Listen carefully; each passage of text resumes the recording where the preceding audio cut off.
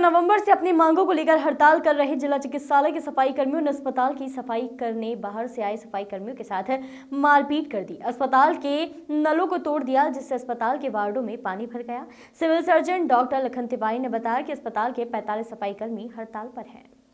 सफाई कर्मी दैनिक वेतन योजना के तहत के आउटसोर्सिंग कंपनी के माध्यम से अस्पताल में सफाई व्यवस्था में नियुक्त हैं। सफाई कर्मचारी संगठन के अध्यक्ष ने 16 नवंबर को 3 सूत्रीय मांगों को महंगाई के दौर में कलेक्टर दर का महोदय दिया जाए, जिसमें भविष्य निधि काटते हुए नवीन दर से मानदेय का भुगतान किया जाए। नगर पालिका के सफाई कर्मियों का 7वां वेतनमान एवं क्रमोन्नति का एरियत तत्काल दिया जाए। साथ ही सेवानिवृत्ति कर्मचारियों की पेंशन तुरंत दी जाए। अस्पताल के रेड क्रॉस सफाई कर्मियों को भी कलेक्टर दर का भुगतान किया जाए। इस पर साथ ही सफाई कर्मियों की संख्या बढ़ाने की मांग भी की गई थी। जब शासन स्तर से पूरी होने वाली इन मांगों को अस्पताल प्रबंधन पूरी नहीं कर सका तो सफाई कर्मचारी छत्रसाल चौक पर पांडाल लगाकर हड़ताल पर बैठ गए। पिछले 4 दिनों से अस्पताल की सफाई व्यवस्था बिगड़ गई, जिसमें अस्पताल के सभी वार्डों में गंदगी का ढेर लग गया, जिसमें अस्पताल गंदगी से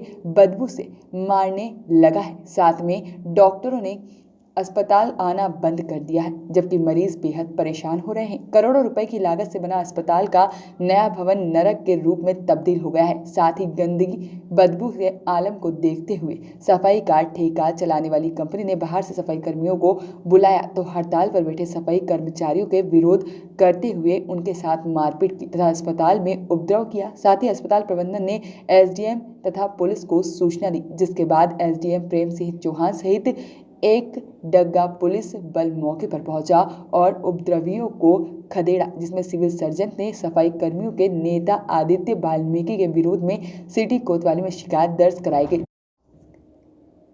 सफाई कर्मियों एवं उनके नेता का कहना है कि वह अपनी जायज मांगों को लेकर हड़ताल कर रहे हैं। प्रशासन उनको डरा धमका रहा है, जिससे वो डरने वाले नहीं हैं। यदि उनकी मांगें पूरी नहीं हुई तो वे उग्र आंदोलन करेंगे। 8 घंटा बाद। क्या नाम है आपका? ममता मेहरोली। जिला चिकित्सालय में सफाई कर्मी के रूप में कितने दिन से काम कर रही हैं? 15-16 साल। कितने वेतन में रही आपकी? 2300 रुपये। 2300 रुपये अभी मिलने लगी। हाँ, अभी मिलने लगी 2300। क्या नाम है आपका? जी, मेरा नाम आदित्य वाल्मीकि है, सफाई कर्मचारी यूनियन जिला अध्यक्ष। ये सफाई कर्मचारी अस्पताल के जी इस सब हड़ताल पर बैठे हैं, क्या कारण है, क्या वजह है?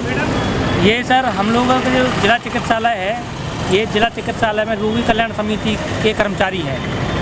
इनका अचानक टेंडर कर दिया गया, ठेके पे दे दिया गया, जिसमें उन लोगों की शर्त थी कि हमें ठेकेदार से मिलाया जाए और ठेकेदार किन शर्तों पे कर्मचारियों से काम कराया जाए इसका अवलोकन हमें कराया जाए।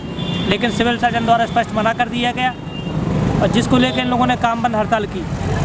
फिर इसके बाद हमारे कुछ रेड क्रॉस के कर्मचारी हैं जिनको सिर्फ महीने पे 2200-2300 रुपये महीने पे उनको मानदेय दिया जा रहा है और काम उनसे पूरा 8-9 घंटे लिया जाता है, तो उनको कलेक्टर दर किया जाए, जिसको लेकर हम लोग कलेक्टर साहब को, माननीय सिविल सर्जन को, सीएमएचओ को कई बार आवेदन दे चुके हैं, लेकिन इस पर आज दिनांक तक कोई कार्रवाई नहीं हुई, जिसको लेकर सभी कर्मचारी जिला चिकित्सालय के हड़ताल पर बैठे हैं। और साथ ही में जिला चिकित्सालय में जो ठेका हुआ है वहाँ पे ठेकेदार द्वारा बाहर से कर्मचारी बुला के एक सफाई की व्यवस्था कराई जा रही है, जिसको हम लोगों ने मना किया तो उल्टा हम ही लोगों को डराया धमकाया जा रहा है, गुंडागिर्दी दिखाई जा रही है, जिसको लेकर आज हम लोगों ने नगर पालिका का भी काम बंद कर दिया है, सफाई व्यवस्था। तो आज से जो है कितने दिन से बैठे हैं ये लोग 17 तारीख से बैठे हैं और आज से नगर पालिका का भी काम बंद है। अभी तक प्रशासन के कोई अधिकारी बातचीत करने आए हैं? जी, कल हमारी एसडीएम, सीएमएचओ और सिविल सर्जन से बात हुई थी।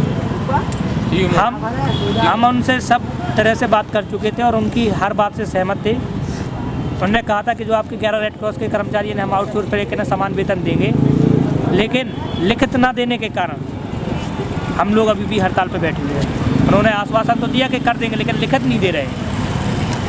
यदि लिखित में नहीं देते हैं तो फिर क्या कदम होगा आगे आपका? अगर लिखित में नहीं देते तो जिस तरह से आज नगर पालिका भी अपना काम बंद कर चुकी है, इसी तरह धीरे धीरे पूरे ज़िले में सफाई व्यवस्था बंद की जाएगी। और अगर फिर भी हम लोगों की बात नहीं सुनी जाती तो हम लोग पूरे संभाग स्तर पर, प्रदेश स्तर पर इस बात को उठाएंगे और सफाई व्यवस्था को बंद रखेंगे। वॉइस ऑफ राइट्स के लिए छतरपुर से विनोद गुप्ता की रिपोर्ट।